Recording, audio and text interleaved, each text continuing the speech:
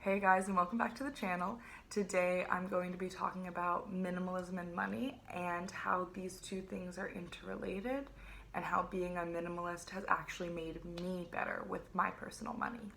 So I want to start out by saying that minimalism and personal finance are way more interconnected than a lot of people might think. Obviously, there's the fact that minimalists clearly buy fewer things, so that certainly helps with your finances, but they're much, much more interconnected than that one fact. The Minimalists podcast, which I listen to consistently, and I am a true fan of theirs, and I contribute to their Patreon as well because I get a lot of value out of their content. That was actually the first place that I had heard of a lot of ideas in terms of the importance of debt freedom and zero-based budgeting and things like that. And if you watch the Minimalism documentary, which is on Netflix, and I highly, highly, highly recommend this documentary literally to anyone who's interested in questioning any of their consumer beliefs and purchases. If you watch the documentary, you see that so much of our consumerist culture is kind of leading us to think that we need things that we don't really need, or think that we want things that we don't really want. This was super eye-opening for me, and we're going to talk a little bit about that in the video, but we are going to mostly talk about how the values of minimalism and money overlap and how that kind of looks practically in my life. So all that being said, we're going to talk about 3 examples of how minimalism has not just been a decluttering idea, but actually a legitimate wealth management tool in my life. The first way is that minimalism has led me to create a very minimal budget, which means my budgeting system is extremely simple. I originally found myself drawn to minimalism because I value simplicity. I believe that simple living has brought a lot of clarity into every realm of my life, my relationships, my health and fitness, and my finances.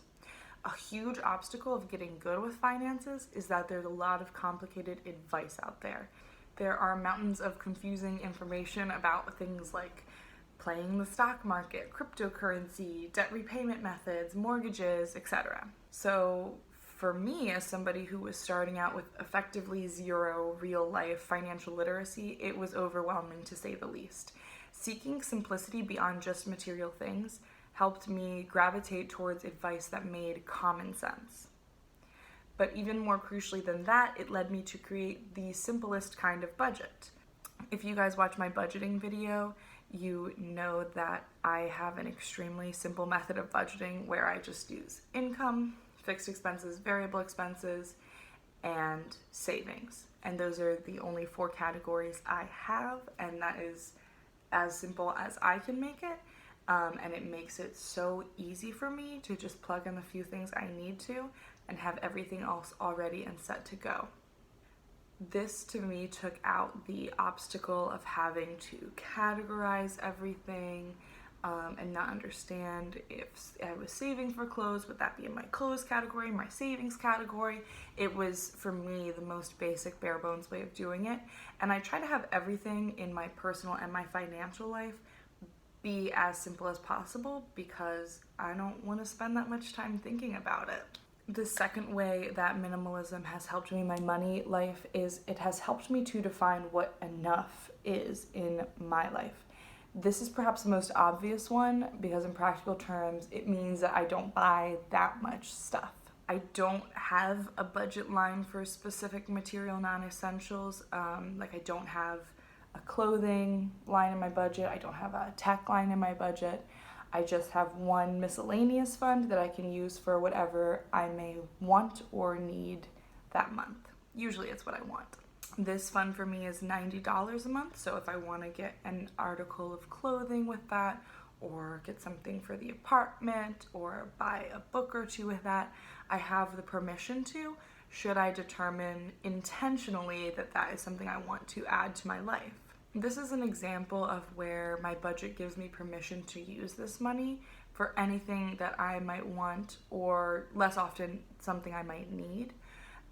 But when I question each purchase, I know that what I already have is truly enough in almost all cases. So then if I'm adding something to my life in order to augment my experience of life, I'm very aware as to what that being something that's going to augment my life, but not something that I necessarily need.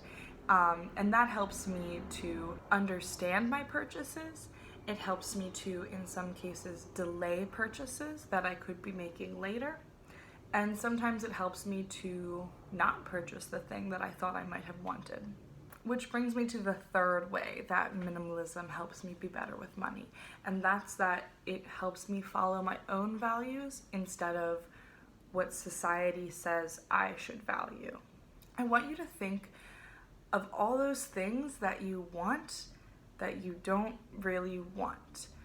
Maybe it's a new pair of shoes that you saw on an Instagram model.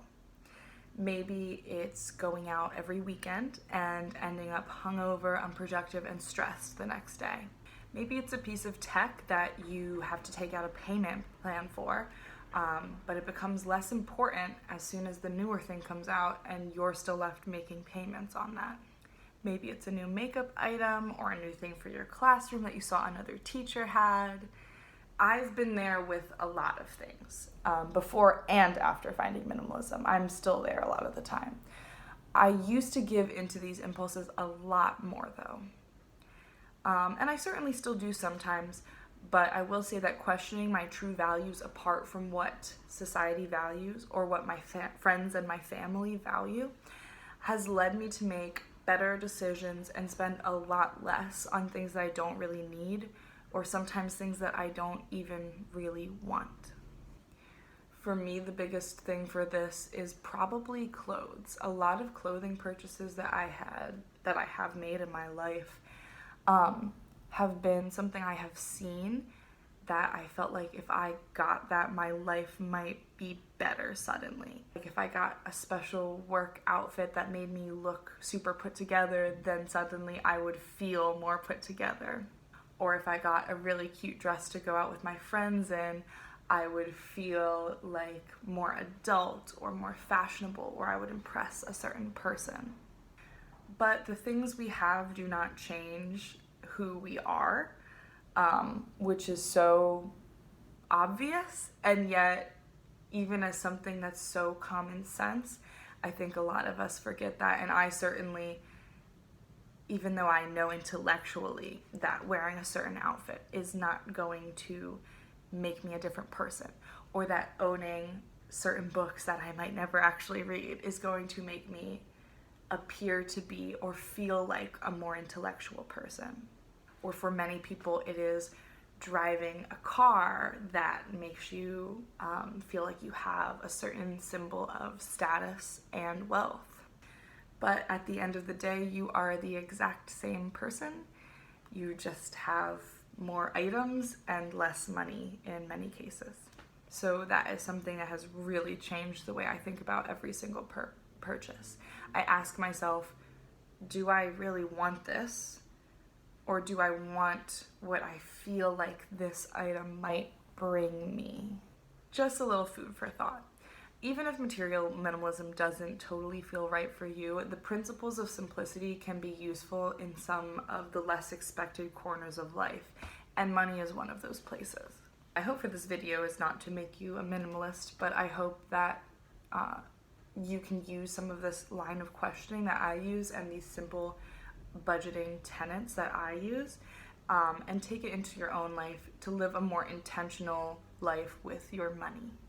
Thank you guys, as always, so much for joining me on the channel. I'll talk to you again soon. Please make sure to like and subscribe to Teachers Talk Money if you want more content specifically focused around teacher finance. Bye, everybody.